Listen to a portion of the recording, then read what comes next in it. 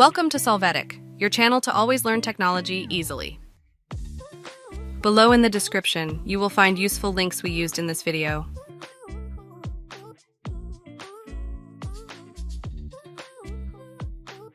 Today in Solvetic, we will see how to convert small letters to capital letters in English Word. Open your Word file. As a first option, select the text to convert. Click on the option Change Case. From the options listed, click Uppercase. You will see your text in capital letters.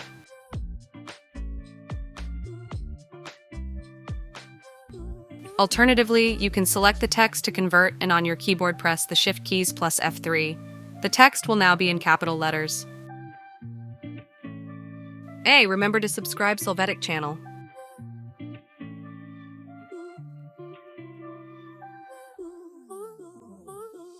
We hope it has been helpful for you.